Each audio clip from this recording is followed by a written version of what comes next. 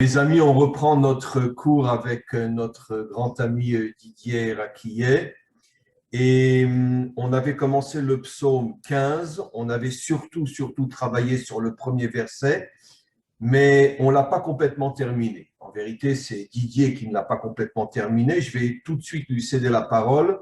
Il va faire un petit résumé de ce que l'on a vu la semaine dernière.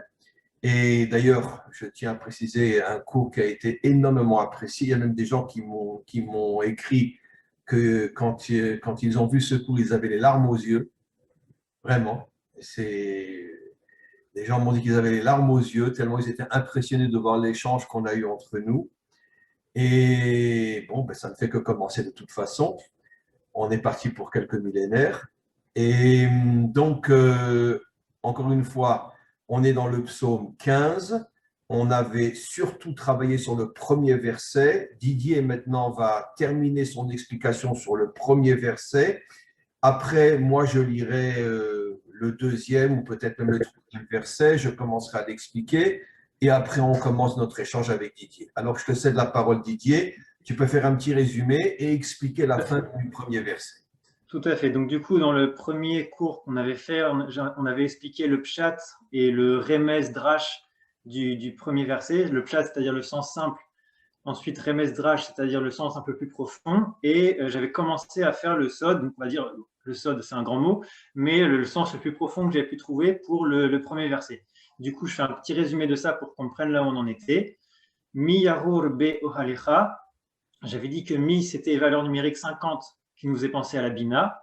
La bina, ce sont les forces qui sont au-dessus de la nature, qui peuvent nous permettre ensuite lorsqu'on se retrouve dans la situation de yagour, qui a pour racine le mot guerre, qui signifie étranger, c'est-à-dire qu'on se sent dans une situation qui est délicate, qui est inconfortable pour nous. Grâce aux forces qu'on a reçues de la bina, on va pouvoir traverser cette épreuve et rester connecté avec le dernier mot qui est Be'ohalecha. Be'ohalecha, j'avais dit que la tente, c'est notre corps dans lequel réside l'étincelle divine de Dieu qui est en nous, notre âme divine qui est en nous.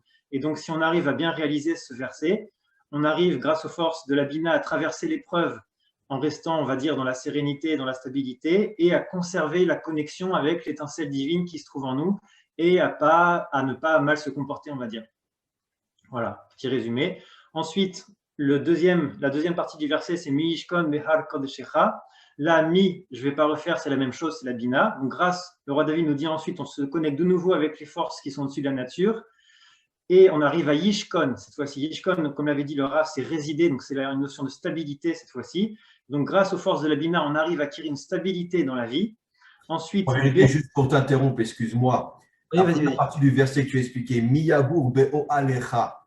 Oel, c'est une tente. Ça fait allusion au Mishkan, qui était à Shiloh, dans le territoire de Yosef, mais qui était provisoire.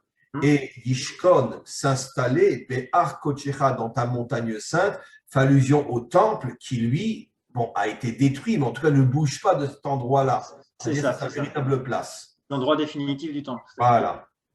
Et du coup, là, le mot Yishkon fait allusion à la stabilité. Donc, le roi David nous dit que cette fois-ci, il nous dit qu'un des autres aspects qui se dévoile lorsqu'on se connecte avec la Bina, c'est la stabilité. On arrive à acquérir une stabilité dans la vie. Ensuite, le mot suivant, c'est Behar, dans la montagne. C'est-à-dire que là, c'était quoi l'image de la montagne? Qu'est-ce qu'on peut avoir quand on accède à une montagne? Et ben, un point de vue élevé. Quand on monte sur le sommet d'une montagne, on voit tout. C'est pas pour rien que au Moyen-Âge, ils construisaient leurs châteaux sur des montagnes pour avoir un point de vue élevé et voir les ennemis venir de loin. Et donc, c'est quoi la différence entre quelqu'un qui vit dans la vallée, voire dans les plaines ou dans la vallée, et quelqu'un qui vit dans une montagne, dans la vie concrète de tous les jours? Eh bien, quelqu'un qui vit dans la vallée, c'est quelqu'un qui ne comprend rien à ce qui lui arrive. Il lui tombe une météorite sur la tête, il n'a pas vu venir. Alors, celui qui vit sur la montagne, il n'y a rien qui ne bloque son point de vue, tout est dégagé devant lui et il peut voir à une très longue distance. Et du coup, quand un événement lui arrive dessus dans la vie, il peut réfléchir, se dire peut-être c'est à cause de ça, peut-être c'est à cause de ça, et du coup faire un travail sur lui-même pour éviter que ça se reproduise. Et ensuite, le dernier mot, Kodshecha, donc là c'est bon, traduction horrible, la sainteté. Comme vous l'avez dit dans votre cours, ça peut faire allusion à être consacré au travail divin. Moi, je vais prendre une autre. Oui. La véritable traduction, malheureusement, tous les traducteurs ont falsifié, comme on le sait, on traduit par sainteté, qui est un mot qui n'existe pas dans la Torah. Kodshecha, c'est ce que tu viens de dire, c'est être consacré à. Un homme kadosh malheureusement, en traduction, un homme saint, c'est horrible comme traduction. Oui. Un homme kadosh est un homme qui est complètement investi dans un projet. C'est ça la kedusha, être investi, être consacré à prendre cette chose-là comme la priorité et l'essentiel de ma vie. C'est ça la kedusha. Alors, c'est ce que vous aviez dit, vous, dans le premier cours qu'on avait fait. Et du coup, moi, je vais prendre une autre interprétation que vous aviez donnée dans des cours que vous avez fait là, il y a longtemps. Et je me souviens, dans plusieurs cours, vous disiez que la Kedusha, alors je ne sais pas sur quelle racine vous vous basiez, mais vous disiez que ça fait allusion à… Alors, bon, ça va paraître opposé, mais justement, c'est intéressant, que Kadosh, ça veut dire déconnecté et séparé. Dans le sens, Hakadosh Baruch Hu, le nom qu'on donne à Dieu, le nom que les Mekoubalim et les Maîtres d'Israël donnent à Dieu, c'est Hakadosh Baruch Hu. Traduction horrible, le Saint béni soit-il. Et donc là, avec votre interprétation que vous aviez donnée il y a longtemps, c'est celui qui est déconnecté de nous, Hakadosh, c'est-à-dire qui est au-delà de notre entendement, au-delà complètement de ce qu'on peut imaginer, indéfinissable. Donc c'est vrai, il n'y a pas de nom, il n'y a pas de nom pour Dieu, à part celui qui est au-delà. Je précise pour confirmer ce que tu dis. On a expliqué que Kedusha, la vraie traduction, c'est être consacré à, mais tu as rajouté ce qui est juste aussi, être déconnecté. Mais en fait, ça va ensemble. Parce que, donnons un exemple, si un homme considère que la priorité dans sa vie, c'est la construction de sa famille, il va se déconnecter dans le sens que dans tous les autres domaines, il ne va pas s'investir à fond. Sa vraie connexion sera dans sa famille. Tu comprends? Donc, à partir du moment où tu t'investis dans un projet que tu vois comme étant l'essentiel, tu te déconnectes du reste pour justement ne pas perdre ton temps avec des choses qui sont pour toi accessoires. Donc, la connexion et la déconnexion, ça va toujours ensemble. Tout à fait. Et donc, du coup, moi, je m'étais inspiré pour essayer de comprendre le mot final de ce verset, Kod Shecha, donc Kadosh, de cette interprétation que vous avez donnée qui est séparée, déconnectée, mais vraiment le mot le plus exact pour comprendre, c'est au-delà, qui dépasse l'entendement. Et ça m'a fait penser au surnom, entre guillemets, qu'on donne aux tzadikim, par exemple, Rabbeinu Akadosh, ou le Hari Akadosh, ou encore d'autres qu'on peut avoir. Et comment ça se fait qu'on leur a donné ces noms-là à ces êtres-là? Parce que quand on les voyait agir, ou quand on entendait leur explication de la Torah, ou quand on voyait leur vie en général, on se disait, mais d'où ils sortent ces gens-là? Est-ce que c'est des humains comme nous? Tellement ils avaient des capacités complètement exceptionnelles. On pourrait dire la même chose de Baba Saleh ou du rabbi de Lubavitch. C'est des êtres qui sont, quand on voit ce qu'ils sont capables de faire, on se dit, mais est-ce qu'ils sont de la même nature que nous? Et oui, ils sont de la même nature que nous. Simplement, ils ont tellement travaillé sur eux qu'ils sont arrivés à ce niveau. En vrai, pour moi, la véritable traduction qu'on pourrait donner, enfin, une autre traduction qu'on pourrait donner du mot kadosh, c'est extraordinaire, qui sort de l'ordinaire. C'est-à-dire que pour nous, si on les regarde avec des yeux normaux, de base, standard, ça nous dépasse complètement. Et du coup, c'est ça pour moi que le roi David il veut nous donner comme direction là dans ce psaume. C'est d'abord mis, connectez-vous à la Bina, accédez aux forces surnaturelles qui vont vous donner une stabilité Yishkon, vous permettre d'accéder à une dimension intérieure, d'être comme une montagne et de pouvoir voir au loin les choses, d'avoir un point de vue large à 360 degrés dans votre vie sur tout ce qui vous arrive.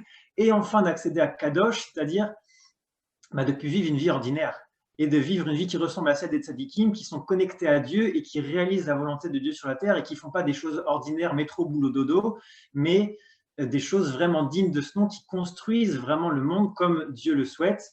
Et c'est pour ça que quand on les voit agir, on se dit, wow, ils sont kadoshim, ils sont extraordinaires. Et on les appelle le Hari Akadosh ou Rabbeinu Akadosh, etc. Et donc le roi David nous dit, sachez que ça, c'est pas réservé à juste quelques hommes à droite à gauche. En vrai, c'est réservé à tous les enfants d'Hachem sur cette terre. Tous, on doit chercher à accéder à ce degré-là. Comme nous le dit aussi le Ramchal, Rabbi Chaim Moshe Luzzatto, si je ne me trompe pas, dans son Messilat Yesharim, il nous dit qu'il y a, je sais plus, il y a 10 ou 12 degrés, 12 paliers d'ascension dans le perfectionnement de soi. Et si je ne me trompe pas, c'est vers le 10e à peu près, c'est la Kedusha. Et donc, c'est ce que vous disiez également, c'est totalement consacré, totalement investi dans le projet d'Hachem et ne penser à rien d'autre que le projet d'Hachem. Et quand on arrive à ce degré-là, effectivement, quand les autres nous regardent, ils se disent, mais il n'est pas normal, celui-là, il est d'un autre niveau, quoi. Et on peut avoir des petits exemples de ça. Même moi, par exemple, en tant que musicien, quand je vois certains musiciens d'un niveau extrêmement élevé jouer certaines pièces de musique, je me dis, mais ces gens-là, ils viennent d'une autre planète, c'est pas possible. Et donc, en vrai, on peut retrouver ce niveau-là dans tous les domaines de la vie. Il y a des sportifs qui font des choses complètement hallucinantes, ils ont une maîtrise d'eux-mêmes, qu'on se dit, mais ces gens-là, ils sont fous, quoi. Ils sont complètement investis dans cette chose-là. C'est ça. Et ils ont une maîtrise extraordinaire d'eux-mêmes. Et donc, il y a ça aussi qui revient dans ce mot kadosh, c'est avoir une maîtrise de soi complète pour arriver à être consacré et concentré. Et du coup, arriver à vivre une vie qui n'est plus ordinaire, mais qui est extraordinaire parce qu'on est connecté à Dieu. Voilà, donc, Voilà. moi, le premier verset du psaume, il est quand même costaud, quoi. Alors, justement, je vais enchaîner sur Allez-y. des explications. Le premier verset, finalement, tel qu'on l'a expliqué la semaine dernière et tel que tu viens maintenant, encore une fois, de le résumer et de l'expliquer, c'est ce que l'on doit atteindre. Maintenant, les autres versets vont nous expliquer quel est le chemin pour arriver justement à atteindre ce niveau de s'installer dans la montagne de la Gdoucha. Ça veut dire, encore une fois, être un homme qui est complètement au-dessus de la normalité, tel que tu l'as expliqué. Alors, on va lire, on ne pourra pas bien sûr terminer le psaume aujourd'hui, c'est absolument impossible. J'imagine qu'on aura encore au moins un autre cours, si pas 2 autres cours pour terminer ce psaume. Mais on va au moins lire le premier verset en précisant qu'il y a d'autres versets encore qui décrivent quel est le chemin qu'un homme doit emprunter pour arriver justement à ce que nous explique le premier verset. Alors, deuxième verset. Oler tamim, avance avec tmimut. Je n'ai bien sûr pas traduit en français parce que c'est un mot qui est très, très, très difficile à traduire en français. Malheureusement, il a été traduit de nombreuses fois d'une manière complètement falsifiée. Bon, je sais que je me répète à chaque fois, mais malheureusement, c'est l'une de mes plus grandes déchirures. Quand je lis les traductions de la Torah, je deviens fou. Je me demande, même quand c'est des Juifs qui traduisent, je me demande, mais c'est pas possible, mais comment ils peuvent à ce point falsifier notre Torah? Et le mot tamim, ça veut dire quoi? Alors, je vais l'expliquer d'après le sens, tel que nos maîtres l'expliquent. Tamim, c'est quelqu'un qui avance dans la vie sans, on pourrait dire, se poser des questions qui remettent en cause les choix qu'il a faits. Je vais donner un exemple très simple, Didier. C'est, à mon avis, l'un des exemples les plus parlants. Un homme se marie. C'est absolument évident. Bon, ils se marient, ils s'aiment, ils sont fous l'un de l'autre, etc. Mais c'est absolument évident, comme on le sait, qu'après quelques années, il y a une usure dans le couple, il y a le vrai visage de chacun des deux qui ressort. C'est plus vraiment celle que je pensais être quand je l'ai épousée, c'est plus vraiment celui que je pensais être quand je l'ai épousé. Et à ce moment-là, commencent à venir des tas de questions. Mais peut-être que je me suis trompé, je n'aurais pas dû me marier avec elle, etc. C'est pour ça qu'aujourd'hui, comme on le sait, on divorce même avant de se marier. Pourquoi? Parce que les gens commencent à remettre en cause le choix qu'ils ont fait. Qu'est-ce que c'est la tmimout, d'après le sens tel que l'expliquent nos maîtres? À partir du moment où j'ai fait un choix, je ne le remets plus en cause. Sauf si, évidemment, il y a des choses graves. Si ma femme me trompe, si mon mari me trompe, évidemment, dans ce cas-là, ça veut dire qu'il y a une trahison qui remet en cause l'essence du couple. Je ne parle pas de ça. Je parle au niveau du caractère, au niveau de toutes ce qui crée des tensions dans le couple. Et malheureusement, aujourd'hui, 90% des divorces ne sont pas liés forcément à des trahisons, mais sont liés à des mésententes au niveau du caractère. Je ne te supporte plus, va te faire voir, fiche-moi la paix. D'accord. Alors, tant que ce sont des remises en cause qui ne touchent pas l'essence de la relation, l'essence du choix que j'ai fait, même si ce sont des remises en cause qui me font mal et qui me demandent de faire des efforts pour réussir, je dois faire ces efforts et je refuse de remettre en cause le choix que j'ai fait. Ça, c'est la tmimout. C'est pour ça que Yaakov est appelé Ishtam. Tam, tamim, c'est la même chose.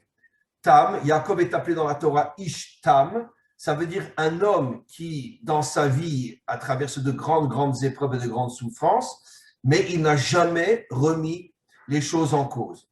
L'exemple ici, le plus fabuleux, c'est le roi David, qui lui-même dit Oler Tamim. Pourquoi? Nos maîtres nous disent que jamais un homme n'a autant souffert dans sa vie que le roi David, puisque, comme on le sait, même son propre fils a voulu le tuer. Tous ses amis, tous ses proches se sont retournés contre lui. Mais il n'a jamais remis en cause les choix qu'il a faits. Ça veut dire la preuve, Avshalom a voulu le tuer. Finalement, quand Avshalom a été tué pendant la guerre, contrairement à l'avis de David qui avait dit à son général ne touche pas à mon fils. Bon, le général n'a pas écouté Yoav et il a tué son fils. Après, David va tout faire pour le sortir du Gehinnom, traduction française, excusez-moi le gros mot, l'enfer, et pour le monter dans le Gan Eden. Ça veut dire qu'il ne s'est pas désespéré de son fils, même si son fils voulait le tuer. Et il a tout fait pour le sauver, pour le ramener au Gan Eden. D'accord?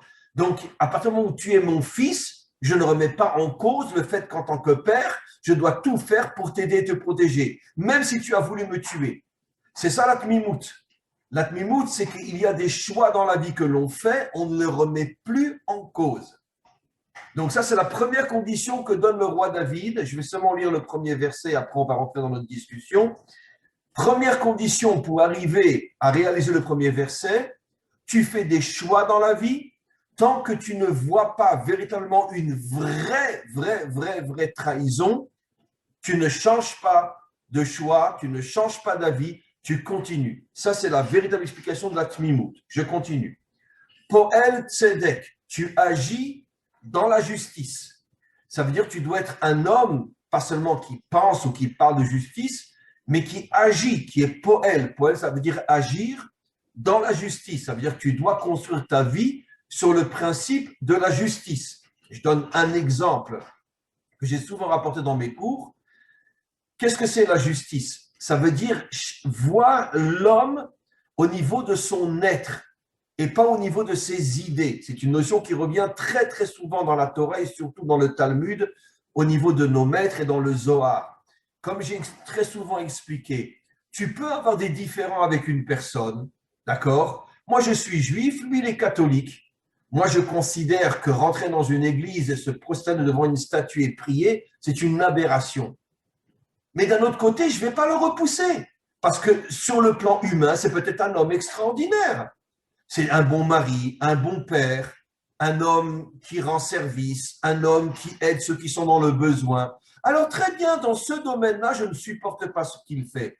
Mais je ne vais pas laisser, on pourrait dire, la religion ou l'idéologie prendre le dessus sur la personne elle-même et le repousser, le traiter d'hérétique et, si je suis un fanatique, le tuer. Non. C'est ça la véritable justice. La véritable justice, c'est regarder l'humain tel qu'il est. Et même si on s'aperçoit qu'il y a des domaines dans lesquels on n'est absolument pas d'accord, je ne vais pas te repousser à plus forte raison te faire du mal sous prétexte que dans tel ou tel point, on est à l'extrême opposé. Ça, c'est la définition de la justice d'après nos maîtres. On continue. Dover emet bilvavo. Tout ce que tu ressens dans ton cœur, tu l'exprimes. Tu es un homme transparent. C'est-à-dire que tu ne joues pas la comédie. Je reviens, je rebondis sur ce que je viens de dire. J'ai un ami qui est catholique. Il se prosterne devant une statue lorsqu'il rentre à l'église. Je considère, moi, ça comme de l'idolâtrie. Je ne vais pas le lui cacher. Je vais dire, tu sais, Jean-Pierre, tu sais très bien comment je t'apprécie, tu sais très bien que nous sommes des amis, mais j'ai le devoir de te dire ce que je pense dans mon cœur. Je pense que tu te comportes comme un idolâtre. Et ça me fait mal, même si je t'aime, même si je te respecte, ça me fait mal. C'est ça, Dober Emet Bilvavo. Tout ce que tu as dans ton cœur, tu l'exprimes, tu le dis, tu ne le caches pas. Parce que ça, c'est l'un des fondements d'une amitié sincère. Tu ne joues pas la comédie. Tu ne crées pas une vitrine qui cache ce qu'il y a dans le magasin. C'est la transparence. Donc, je répète les trois qualités, je te laisse la parole. Les trois premières qualités auxquelles font allusion le roi David, être tamim, ça veut dire ne jamais remettre en cause les choix que j'ai faits, même si j'ai d'énormes difficultés à continuer sur ce chemin. Poel tzedek, ne jamais juger un homme par rapport à certains de ses comportements, mais tu dois voir la grande image. Et si au niveau de la grande image, il y a plus de bien en lui que de mal, tu dois tout faire pour rester son ami. Et enfin, Emet Bilvavo, mais même si tu restes son ami, tu as le devoir de lui dire ce que tu penses sur certains points qui te dérangent. Voilà donc ce que dit le roi David. Comment tu interprètes toi les choses? Alors moi, j'avais une question. On voit que le mot tamim, donc la racine du mot c'est tam, les lettres c'est tav mem. Et si on les inverse et qu'on rajoute un aleph, ça fait emet. c'est la vérité. Est-ce que c'est juste de voir qu'il y a un aspect de la vérité dans le mot tam? Absolument. C'est Mais ce n'est d'ailleurs pas la vérité dans sa plénitude, mais il y a un côté véridique. Et donc, est-ce que c'est juste dans ce cas-là de traduire en disant honnêteté, sincérité et intégrité? sans problème, c'est exactement ce que disent nos maîtres. Nos maîtres disent exactement ce qu'ils disent dans le mot émet, aleph, mem, tav. Il y a les deux dernières lettres qui forment le mot tam. Et le aleph, c'est le principe de l'unité. Ça veut dire quoi l'unité? L'unité, comme je l'ai souvent expliqué dans mes cours, c'est l'union des contraires et l'union des différences. L'extrême absolu contraire de l'uniformité, où on est tous les mêmes.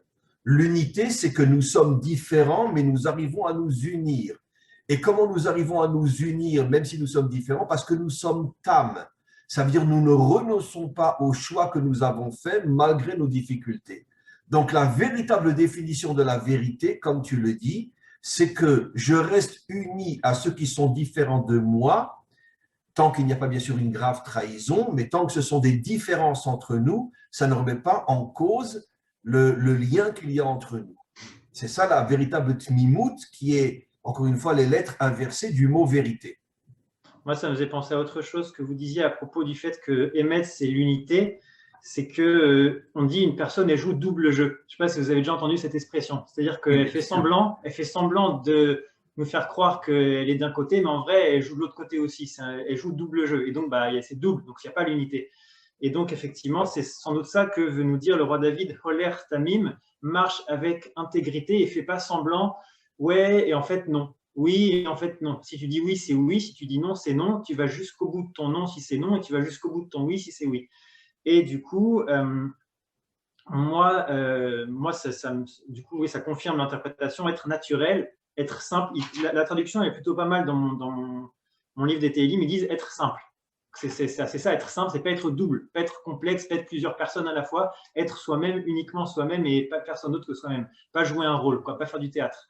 Et du coup, après, je me posais une question, pourquoi le roi David, il a dit tamim? Pourquoi est-ce que c'est au pluriel? Alors, je me suis dit, le pluriel, c'est minimum deux. Du coup, il veut sans doute faire référence à deux choses envers lesquelles on doit être tam, la terre et le ciel. Être tam envers les hommes et être tam envers Dieu. Qu'est-ce que ça signifie? Tam envers les hommes, on l'a expliqué tout à l'heure, c'est-à-dire être naturel dans nos relations avec les autres, afin de ne pas créer des sensations bizarres, des ambiguïtés. Les gens se disent, bon, il nous a dit ça, mais peut-être il pense le contraire, en fait, on n'est pas sûr, donc il n'y a pas de confiance, il n'y a pas une relation qui est saine. Alors que si on est tam avec les êtres humains, on est intègre, on est droit, on est honnête, on est naturel, on est nous-mêmes, et ben les gens peuvent nous faire confiance. Ils peuvent nous faire confiance. Ils savent qu'on ne va pas les trahir, qu'on ne va pas jouer double jeu, que quand on dit quelque chose, on le pense et on le fait.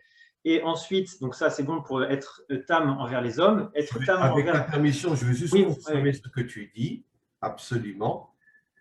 Je reviens sur ta question, pourquoi il ne dit pas oler tam, ou se comporter comme un tam, comme il est dit sur Yaakov, ish tam. Pourquoi tamim? Alors je vais confirmer ce que tu dis, c'est absolument incroyable.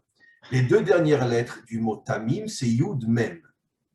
Le yud fait allusion à la sphira qu'on appelle yesod, yud, qui commence par un yud, et le même fait allusion à la sphira qu'on appelle malchut.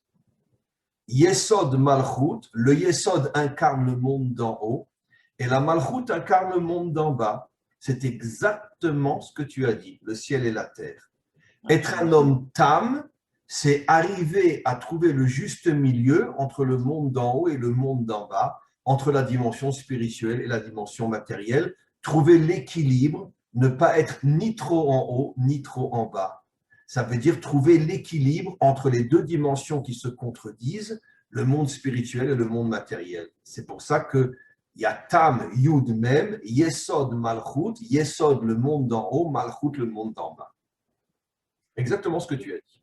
Oh, génial. Et du coup, qu'est-ce que ça va pouvoir signifier être tam envers le ciel, c'est-à-dire être tam envers Dieu?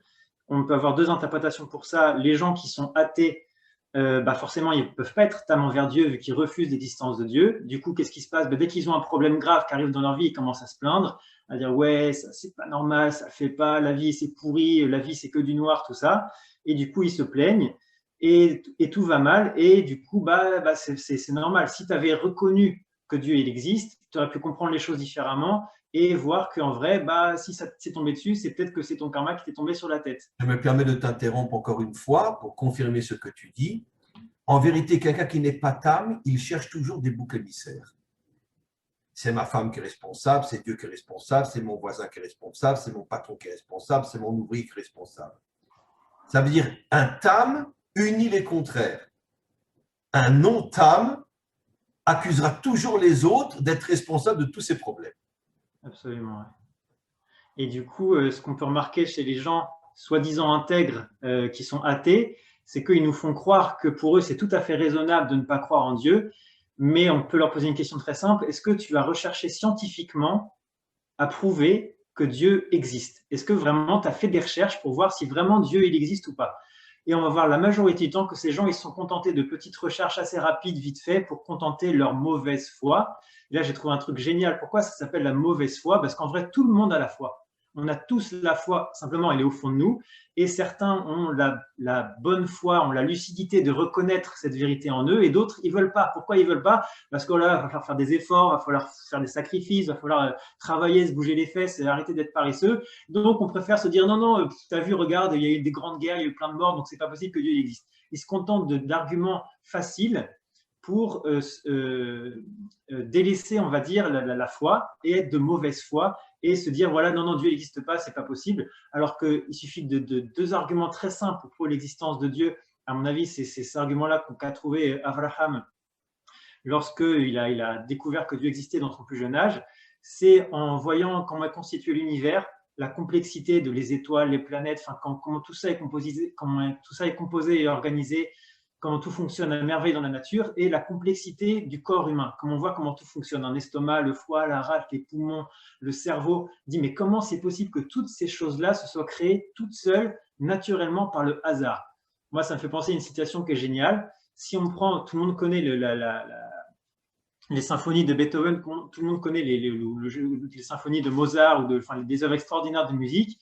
Imaginons, on prend une symphonie de Beethoven extraordinaire et on dit à quelqu'un, voilà, tu as vu cette partition? Il dit, ouais, ça a l'air extraordinaire. C'est qui a fait ça? Ah, bah, c'est simple, hier, j'ai fait tomber de l'encre sur la feuille et ça fait ça. Du coup, c'est impossible. Comment le hasard peut composer une symphonie de Beethoven? C'est absolument impossible. C'est tellement parfait, tellement beau, tellement bien organisé. Ça fonctionne tellement bien. Je veux dire, un être humain, quand on étudie les choses dans les détails, on se rend compte que c'est impossible que le hasard, l'évolution naturelle, même avec des milliards d'années, c'est impossible. C'est impossible. Pour confirmer ce que tu dis, Einstein, c'était un juif, mais pas pratiquant, mais malgré tout, il croyait en Dieu, il l'a dit plusieurs fois. Il a donné un exemple. Il a dit, ceux qui croient que le monde s'est fait tout seul, exactement l'exemple que tu donnes, c'est absolument vrai. Il dit, ça correspond à mettre un singe devant un piano et du premier coup, il sort une symphonie de Beethoven. Voilà, c'est ceux qui disent que le monde a été créé par le hasard. Qu'un singe vous sort dès le départ une symphonie de Beethoven. Exactement ce que tu as dit. C'est de Einstein. Il a dit aussi un autre truc génial, Einstein. Il a dit, il y a deux choses qui sont infinies dans l'univers. C'est justement l'univers et la bêtise humaine. Mais il a dit, par contre, j'ai un doute au sujet de l'univers. Je ne suis pas sûr que l'univers soit infini. Par contre, la bêtise humaine, ça, c'est sûr. C'est sûr que l'univers n'est pas infini. En tout cas, le phénomètre, il est fini. Même s'il est immense, mais il est fini malgré tout. Mais la bêtise humaine, c'est sûr qu'elle est infinie. Disons que de notre point de vue, l'univers, il a l'air infini, mais du point de vue de Dieu, non, il est fini. Voilà, parce que c'est Dieu uniquement qui est infini, quoi. Et du coup, voilà, moi, j'avais donné cette réponse-là par rapport aux athées. Les gens qui sont athées, ils font croire qu'ils sont intègres parce que peut-être, effectivement, ils peuvent être honnêtes dans leur business, ils peuvent être des gens droits, sincères, naturels. Moi, je connais plein de gens, par exemple, des philosophes qui sont des gens extrêmement bien, que j'admire, mais ils te disent, moi, je ne crois pas en Dieu, Dieu n'existe pas, et si jamais un jour il me parlait, je lui dirais, va voir ailleurs si j'y suis. Je dis, ah ouais, d'accord, c'est direct, quoi. C'est direct. Et donc, je me dis, si cette personne-là qui a quand même d'intelligence dans son cerveau, si vraiment elle s'était donné la peine de chercher, elle l'aurait trouvé. Mais ce n'est pas donné la peine de chercher, du coup, elle n'est pas vraiment tam, elle n'est pas tam envers Dieu. Voilà.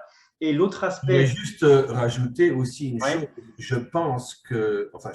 Je suis convaincu que, bon, à part peut-être quelques minuscules exceptions, la grande majorité des laïcs sont en vérité écœurés par les religions.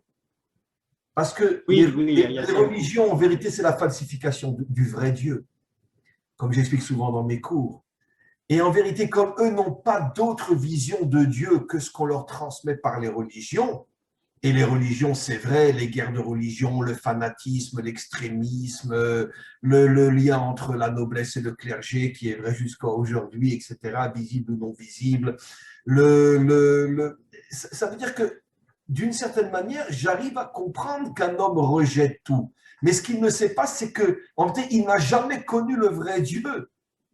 Et c'est pour ça qu'il rejette en vérité le mensonge des religions, en pensant qu'il rejette Dieu. Mais le jour où le vrai Dieu va se dévoiler, mais toute l'humanité va se joindre à lui, c'est absolument évident. Tout à fait, oui. Et du coup, la deuxième version que j'avais à propos de Tam envers le ciel, Tam envers Dieu, c'est les religieux cette fois-ci. Mais les religieux, comme vous les appelez, c'est-à-dire les gens qui pensent être dans la vraie Torah, mais qui en vrai n'y sont pas. C'est-à-dire c'est les gens qui, comme on a dit, il y a des malheurs qui leur arrivent dans la vie. Du coup, ils se plaignent, ils prient Dieu, pourquoi tu m'as fait ci, pourquoi tu m'as fait ça, pourtant j'ai fait les prières, j'ai fait ci, j'ai fait ça, tout ça, pourquoi tu m'as fait ci et ça. C'est très simple. Ces gens, pour leur dire, est-ce que tu as étudié la Torah? Voilà, on va voir que la majorité du temps, ils vont dire oui, mais bon, est-ce que tu as étudié à fond la Torah, vraiment tous les aspects, ou juste le pshat, est-ce que tu as étudié le sod aussi, et tel aspect, tel aspect? Ah ouais, non, j'ai juste regardé tel truc, tel aspect, mais ça, j'ai pas étudié. Voilà, donc tu n'as pas étudié la Torah. Tu n'as pas étudié la Torah. C'est comme si je te dis, va m'acheter, va voir tel magasin, mais tu restes devant la vitrine. Tu n'es pas rentré dans le magasin, donc tu n'as pas vu tout ce qu'il y avait à l'intérieur. Donc la majorité des gens pensent avoir étudié la Torah, mais étant donné qu'ils n'ont étudié que quelques aspects ou que quelques rabbanim, donc du coup ils sont restés à l'extérieur, du coup ils n'ont pas la vraie Torah.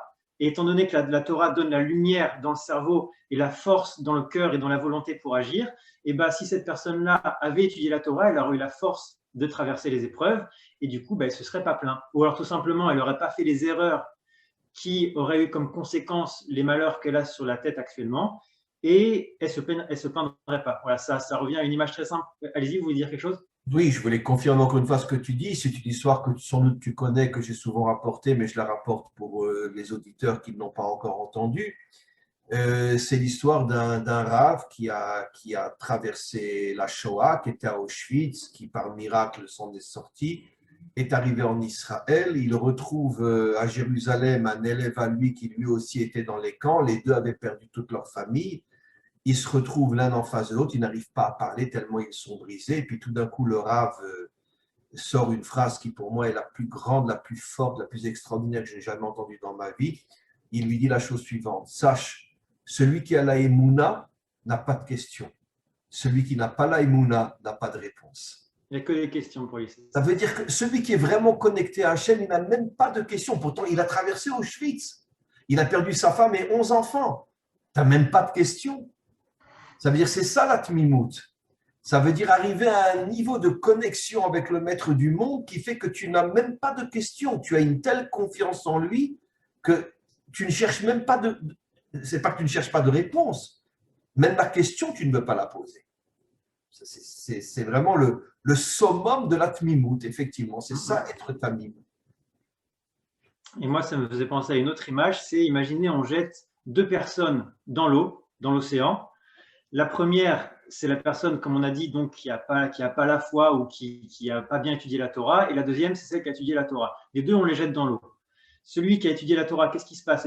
Il remonte jusqu'à la surface et ensuite il nage jusqu'au bord et il sort de l'eau. Il est tout trempé de A à Z, mais il est ressorti de l'eau.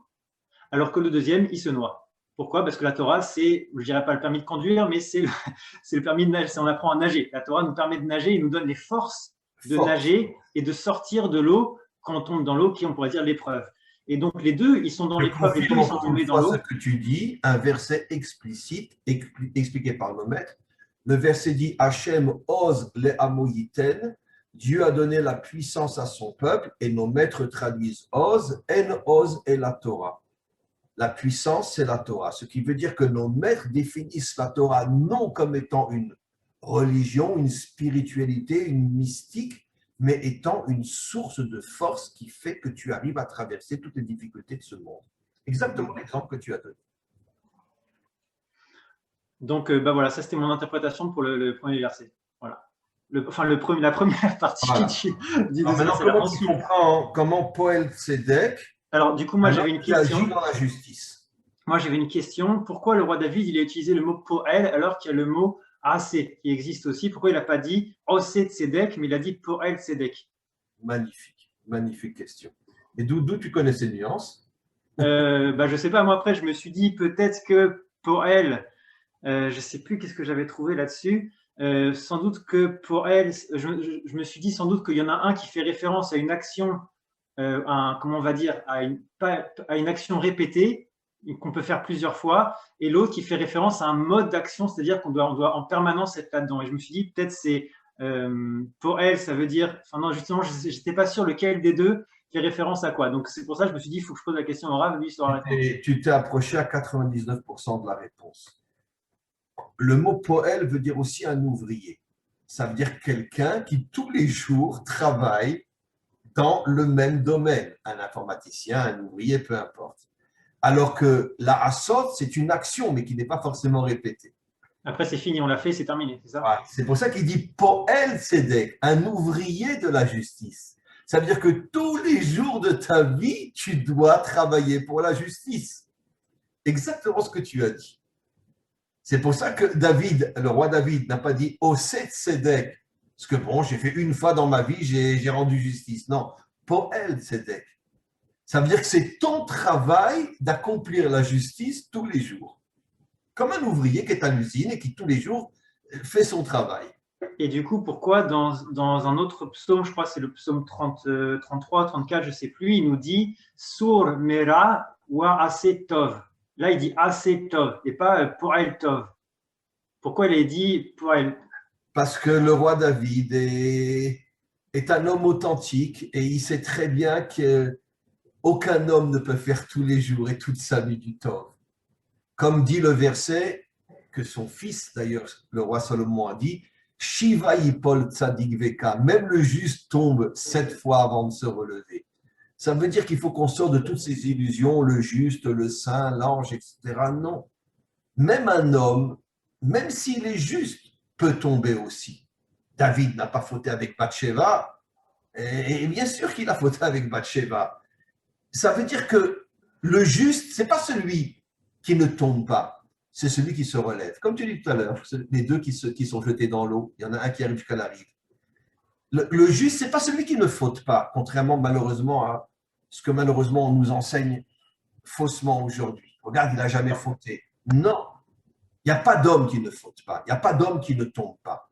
Mais un juste, c'est celui qui ne se désespère jamais, qui se relève et qui continue.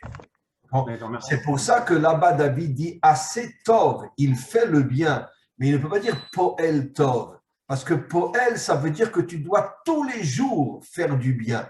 Or, c'est impossible. Par contre, là, il dit poel tzedek, parce que faire de la justice, ça, tu peux le faire tous les jours. Donnons un exemple simple. Excuse-moi de revenir constamment sur ces exemples-là, mais tu te disputes avec ta femme, tu te disputes avec tes enfants. C'est quoi agir d'une manière juste? Très bien, on s'est disputé.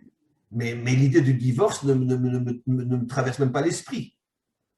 C'est bien, mon fils a fait quelque chose de très, très grave. Mais l'idée de le mettre à la porte ne me vient même pas à l'esprit. Tu comprends?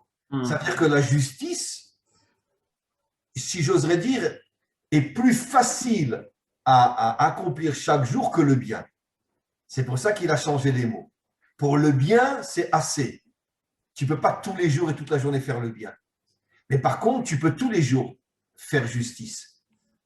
Dans le sens de ne pas casser des choses importantes, de ne pas briser des choses importantes. D'accord. Ça, c'est à la portée de nous.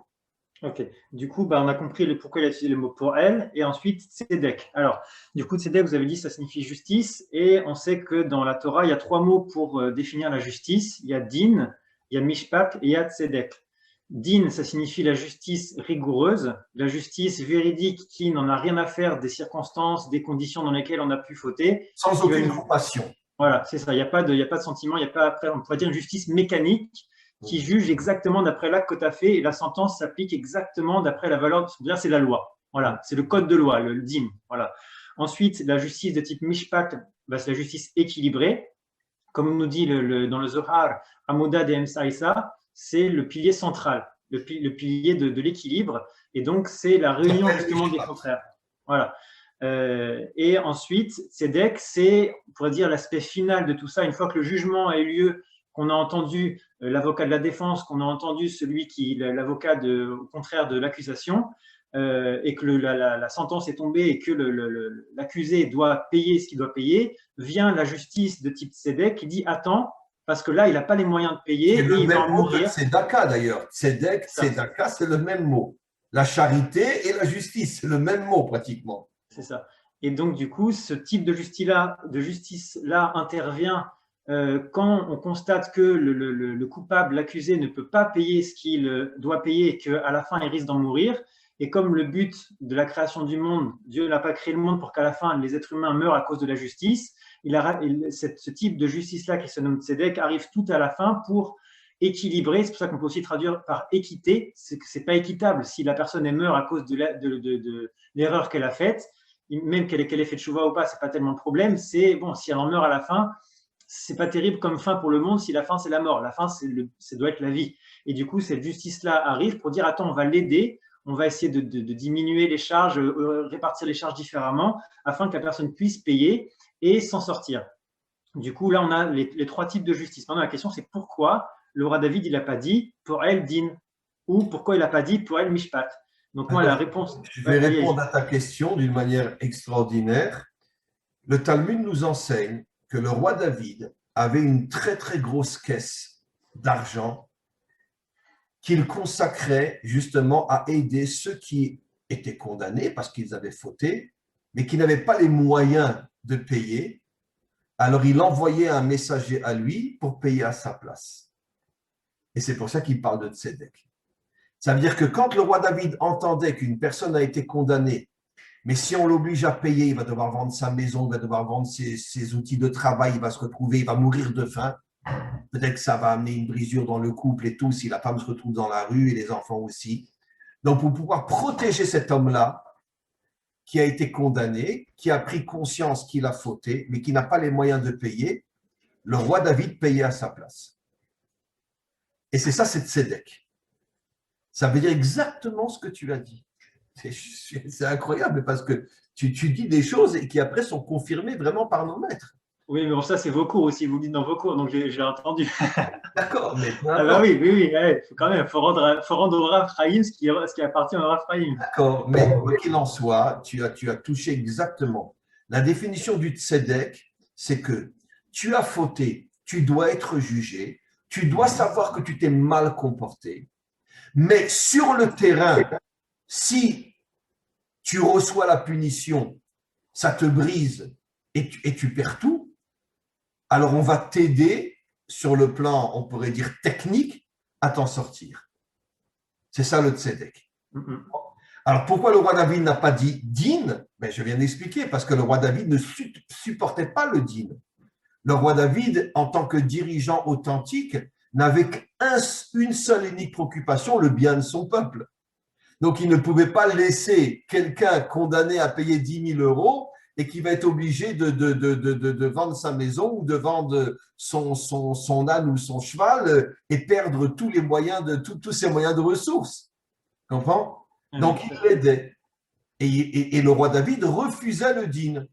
Il ne cherchait que le tzedek. Ça veut dire un jugement qui te permet de comprendre que tu as fauté, mais sur le terrain, techniquement, tu ne peux pas recevoir la punition, alors on te dispense de la punition, on paye à ta place. Fantastique. C'est ça pour el tzedek. Du coup, moi, j'avais une autre interprétation à proposer avec votre permission. Pourquoi le roi David ne dit pas pour Aldin ou pour elle Mishpat? Parce que si on regarde dans l'humanité en général la manière de se comporter des êtres humains les uns envers les autres, on va constater que si on observe attentivement, la majorité des humains se comportent de manière égoïste les uns envers les autres. Chacun fait son business, chacun fait ses affaires, s'occupe de sa famille, de sa petite personne. Et si quelqu'un a un problème à droite à gauche, un voisin, une connaissance, mais bon, on s'en fiche un peu, il se débrouille, tant pis pour lui. Voilà, donc il n'y a pas de fraternité, il n'y a pas d'association entre les humains, on ne se préoccupe pas les uns des autres, on se préoccupe de soi-même. Et donc on est rigoureux envers les autres et évidemment généreux envers soi-même. C'est la définition du din, la rigueur, le être strict, c'est-à-dire l'autre, je m'en fiche, ce qui compte c'est moi. Voilà. Et on a cet exemple-là très bien illustré dans la Torah au commencement, lorsque Dieu arrive dans le Gan Eden et qu'il a surpris évidemment Adam et Chava qui avaient fauté, et qui dit à Adam, pourquoi tu as fait ça? Pourquoi tu as mangé du fruit que je t'avais défendu de manger? Qu'est-ce que fait Adam? Il dit, c'est Chava, c'est pas moi, c'est à cause d'elle. Voilà, donc autrement dit, il ne cherche même pas à comprendre pourquoi Chava a fait ça, il ne cherche même pas à entrer dans sa situation, à se mettre dans sa peau, avoir de l'empathie, de la compassion, essayer de comprendre peut-être c'est de ma faute. Non, il dit c'est à cause d'elle. C'est vrai, c'est elle qui lui a donné le fruit. Mais il fait preuve d'aucune pitié envers elle, qui est quand même sa femme, et il balance toute la faute sur elle en se disant peut-être ça va me sauver la vie. Voilà. Et du coup, Adam nous montre c'est quoi la racine de l'être humain, c'est quoi la nature primaire, la nature instinctive inférieure de l'être humain, c'est le dîn. Dans sa nature inférieure, l'être humain est digne, il est rigoureux, il est égoïste, il est égocentrique, il pense d'abord à lui. Et on voit ça même chez les bébés, les enfants et les adolescents. Avant d'être adulte, on pense qu'à nous. Un bébé, il fait quoi? Il mange et il dort. Un enfant, il fait quoi? Il mange, il joue et il dort. Un adolescent, il fait quoi? Il mange, il joue, il étudie et il dort. Un adulte, il fait quoi? Il travaille. Il travaille pour construire le monde. Et donc, dans la nature humaine, tant qu'elle est encore en évolution, qu'elle n'est pas encore achevée, et cette nature inférieure, elle est digne, elle est égoïste, elle pense qu'à elle-même. Et tant pis pour les autres, c'est pas grave s'ils doivent souffrir. Ce qui compte, c'est que nous, on n'en souffre pas. Donc, le roi David savait ça, comme on a décodé dans la manière d'agir de Adam envers Chava, il n'a aucune pitié envers elle, il a montré du doigt en disant c'est elle. Rien de plus, il n'a pas ajouté mais, il n'a pas dit mais, il n'y a pas de mais trois petits points et peut-être tu peux me laisser la défendre. Non, c'est elle, point barre. Voilà. Donc, clairement, le roi David savait ça et il dit si jamais je dis pour elle dîne, parce que c'est important, la loi. Dire sans la loi, je veux dire, on fait quoi? C'est la cacophonie, c'est la catastrophe dans le monde, c'est l'anarchie sans la loi. Mais il savait que s'il dit pour elle dîne, tout le monde va se regarder avec un œil de juge extrêmement sévère. Tout le monde va être là avec le code de la loi. Ah, t'as brûlé le feu rouge. Ah, t'as pas laissé passer des piétons. Ah, et du coup, il sait très bien que ça va être la guerre, ça va se terminer en bain de sang et ça va être fini. Et pourquoi il n'a pas dit alors Poel Mishpat? Parce que Mishpat, on sait que c'est la justice équilibrée, le pilier central. Parce que dans Mishpat, malheureusement, on peut être aussi quand même jugé coupable et devoir payer. Et si on n'a pas les moyens, c'est fini pour nous aussi. Et donc, il a dit pour El Tzedek, c'est-à-dire ayez de l'empathie les uns envers les autres. Il n'a pas dit Poel Chesed ou Poel Rahamim, ayez de la miséricorde. S'il avait dit Poel Chesed, ça veut dire que la personne a fauté, elle ne le sait pas forcément. David voulait que la personne qui a fauté sache qu'elle a fauté. Mais encore une fois, techniquement, pour la punition, tu ne peux pas, on paye pour toi. Et tu dois savoir que tu as fauté. Tout à fait. Moi, ce que je vois aussi là-dedans, c'est que, on pourrait dire ça, c'est un peu contre les chrétiens, entre guillemets, qui ont tendance à dévaloriser l'importance de la faute et à dire c'est pas grave, Dieu pardonne tout. De toute façon, Dieu pardonne tout. Jésus est mort sur la croix pour nos péchés, donc t'inquiète, tes péchés sont pardonnés. Donc, t'inquiète, c'est tranquille. Non, c'est pas tranquille du tout, du tout, du tout. Ça a une importance, ça a un poids, ce que tu as fait, c'est une gravité. Tu as défoncé la voiture de ton voisin, tu dois la réparer. C'est pas tes péchés sont pardonnés, t'inquiète, tout va bien. Répare la voiture de ton voisin, tu es coupable. Donc, tzedek, justice. Donc, on doit savoir que l'autre, il a fauté, il a fait une erreur. Simplement, on ne garde pas les yeux fixés sur le défaut. On regarde le fait que il va peut-être pas s'en sortir et il faut l'aider. Donc, on est humain. Autrement dit, on se met dans sa peau, on se met à sa place, on se dit à sa place, comment est-ce que j'aurais aimé, moi, qu'on se comporte envers moi? J'aurais aimé qu'on ne soit pas trop dur, qu'on m'aide un peu parce que là, je vais galérer grave, je ne vais pas m'en sortir, je vais peut-être en mourir de faim. Et donc, j'aurais aimé qu'on ait un œil un peu de compassion envers moi, un œil avec de la pitié envers moi et qu'on ne me juge pas trop sévèrement. Mais tzedek malgré tout. Est-ce qu'on a encore le temps pour que je termine là-dessus? Non, il faut que voilà. on reprend voilà. Bientôt. Et voilà, donc de toute façon, on reprend la suite. De toute façon, on n'a pas terminé le premier verset. Non, on n'a pas terminé celui-là. Il faudra qu'on termine Poel Tzedek. Poel Tzedek et Dover Emet Bilvavo. C'est ça. Je crois que finalement, ce psaume-là va nous prendre que 2 ou 3 cours. Il risque de nous prendre une dizaine de cours à l'allure où on va. Mais d'un autre côté, j'avoue vraiment que tous ceux qui écouteront ce cours vont découvrir vraiment des nouveautés inimaginables. Et d'ailleurs, ça ne fait aussi que confirmer le fait que on voit bien que la Torah cache tellement, tellement, tellement des choses. Et on voit aussi comment, quand malheureusement on étudie la Torah traduite, on passe à côté de tout. Parce que le secret d'explication est dans les mots eux-mêmes, comme on a expliqué, le mot tzedek, la différence entre din et mishpat, le mot tamim, le mot poel, le mot osé, etc. Mais quand tu traduis, personne ne voit rien. C'est pour ça que je pense que l'un l'une des premières actions, et je suis très, très sérieux en le disant, du Mashiach quand il va libérer et sauver le monde, enfin avec l'aide d'Hachem bien sûr, c'est qu'il va mettre l'humanité tout entière à l'hébreu. Oui, ce sera la langue internationale. Pour que les gens puissent étudier la Torah dans sa langue originale, sinon ils ne la comprendront jamais. C'est clair. Écoute Didier, je n'ai pas de mots pour te remercier de cet échange entre nous. Et on se retrouve très, très, très bientôt. Là, il faut que je parte, j'ai d'autres occupations. Et merci beaucoup. Et on continue sur cet échange entre nous, magnifique sur ce psaume-là. Et bien sûr, après, on verra d'autres psaumes aussi. Voilà. Une très, très bonne journée et à très, très, très bientôt. Au revoir. À bientôt. Au revoir.